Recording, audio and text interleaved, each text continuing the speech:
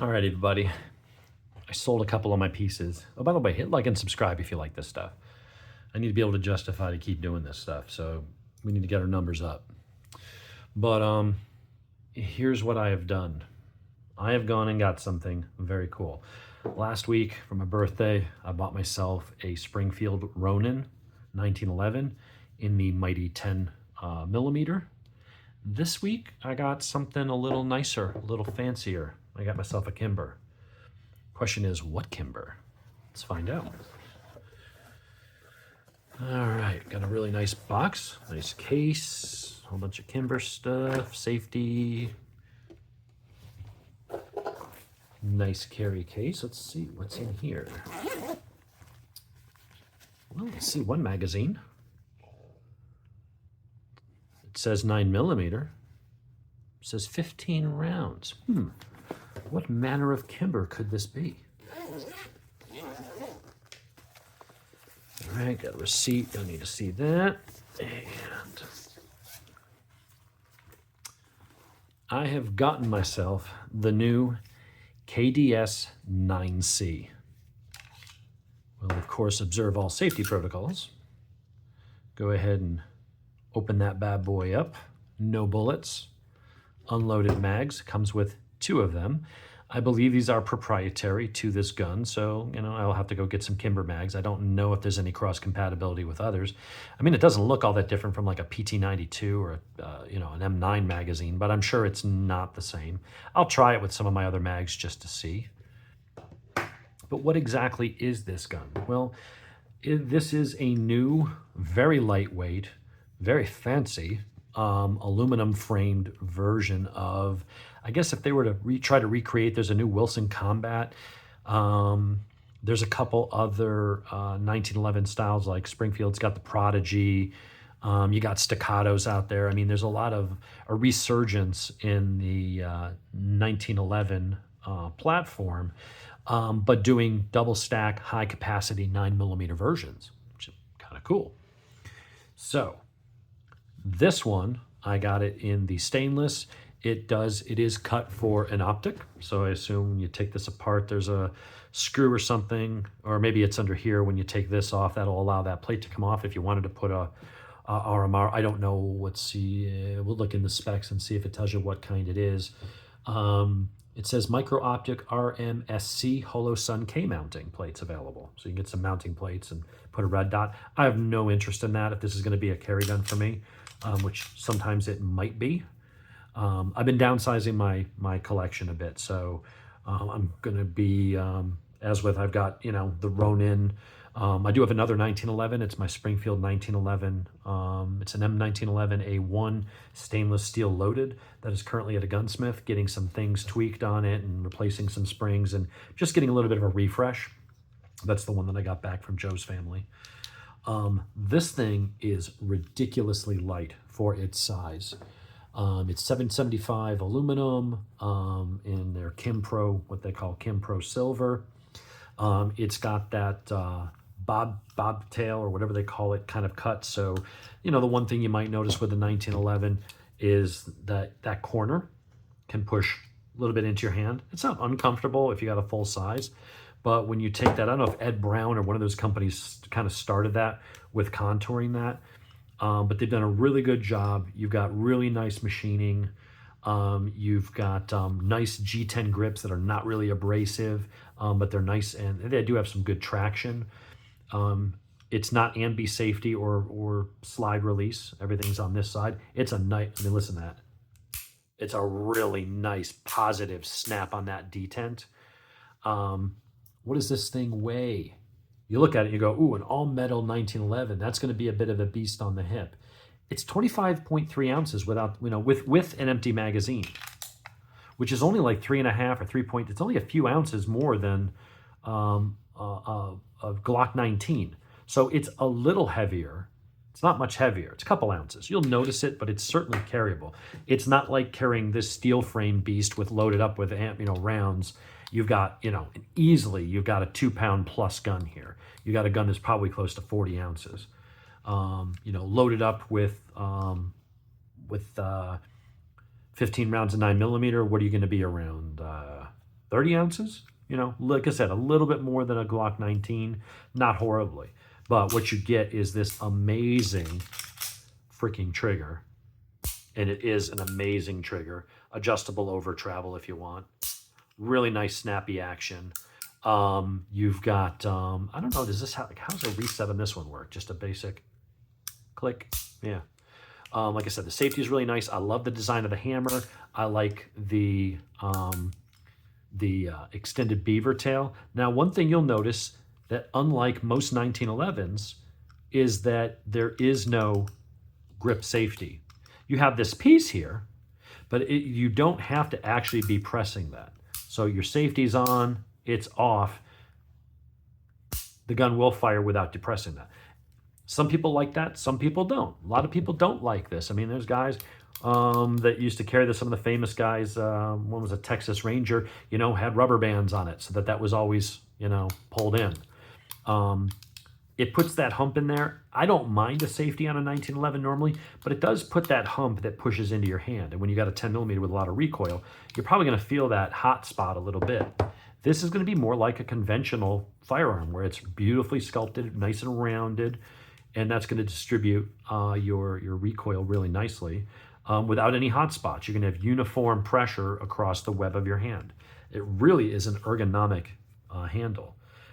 These are very thin, so despite the fact that you can fit 15 rounds in there, it's not overly bulky compared to like my SIG 1911 M11A1, basically the military upgraded version of the 229 compact, which is one of the guns I sold to get this. I just never really shot it or enjoyed it.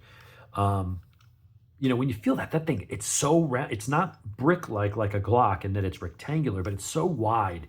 You just feel like you're holding it like this instead of like this. This feels much, I love that. That is such a good feeling. I sat on this for a few days before I decided to buy it. I was like, oh, I'm being impulsive. You know, do I really want the gun? Because, you know, $1,200 plus tax and stuff is not cheap. And then I just looked at my gun closet and I'm like, you know what? I got a couple guns I can let go. Let's not that the guns I let go weren't quality, but I'm like, I want a little bit of a less pieces in my collection and a little bit more fancy, a little nicer, a little higher end. So things like the Ronin like this. Yeah, I still got a PSA dagger and stuff like that, but you know, I wanted something really cool. I got my new Henrys and some other things. But this thing just really feels amazing. Like that is going to be an amazing shooter. You've got a blade on the back with the fiber optic front. I'm assuming you can just pop in night sights or things like that. This has an adjustment here and then a set screw there. So I'll have to look in the manual.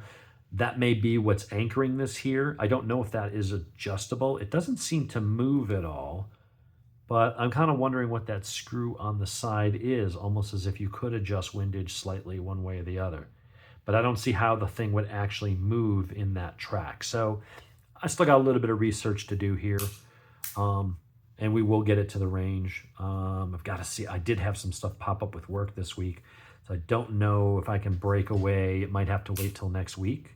But I am going to get this and my PSA dagger, this Ronin, and I'm going to try to get my HK P30SK. I'm going to go and break them all in, put some rounds through all of them. This thing does have some differences between a 1911. Like I said, you don't have your grip safety here. The mag release is a little bit of a different shape, and it is reversible. You can pop it out, and that's why the mags are cut for both sides. So if you wanted to put the mag release over here, that's kind of the same. This is same. It doesn't have the standard bushings. I know it's unloaded, but let me just back that back so I don't feel weird with it. Get a really nicely recessed and crowned barrel. The barrel is, what is the barrel? 4.09. So this would be like a commander size, full size grip and shortened barrel. I really like the how much they've gone to lengths to just make it look pretty and interesting, but also just when you do that to the barrel, it lightens it up. I mean, you're physically removing material and looks good. To take it down, I'm assuming it's going to be just like anything else. You're going to lock that back. let's see, right about there. So you gotta hold it like that. Boop. Pop that out, slide it off. So this has only been fired in the factory, and I'll probably put a few rounds through it to test it because it's definitely got some carbon in there. We'll clean that out and find my old toothbrush. Oh, there it is. Do a little cleaning and, you know, re-oil that and stuff like that. Get some of that little carbon and gook out. Although I'm going to go right to the range and put a whole new fresh layer of carbon in there. But I just can't get over how light this is. This is, I mean, it only feels like it weighs a tiny bit more than like if you took like a P320 that's got, you know, the polymer frame and just take the barrel out. I mean, it feels like that. It just doesn't weigh hardly anything at all. Takedown is easy. I would say much easier than 1911. 1911, you got to deal with the bushing on the end, and then you got the plunger, then you've got the recoil spring. Here, I mean, take that out, then that bushing slides out, then you slide your barrel out the front. Really nice, pretty barrel. That is so cool. I like that they're doing this. And I know you might look at it and go, it's just there for frills. It's John Wick looking. It's whatever. Yeah, well, there's no reason you can't have something that is not only really functional and accurate and fun, but why can't it be beautiful too? You know, if you're going to spend that kind of money on something, want to have something that serves a little bit as a bit of a conversation piece and is really nice to look at, is as good as it is to use. You know, when you buy a car, you want the performance, you want the reliability, the gas mileage, the resale value. But you also want to have something you can go into the garage and be proud to own and, you know, have it be purty. And honestly, this is that. I mean, that is, let's get the Ronin off here. We're going to go through and do a cleaning and stuff like that. They must have put more than like 2 rounds down the pipe. And maybe that's part of the thing with this level of gun with Kimber is they put several mags through it, you know, to really see the accuracy and see if it needs any tuning on the trigger or anything like that.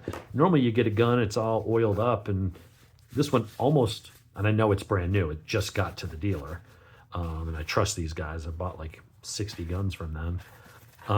You know, it's a brand new weapon, but it's almost like dirty, like in need of a cleaning.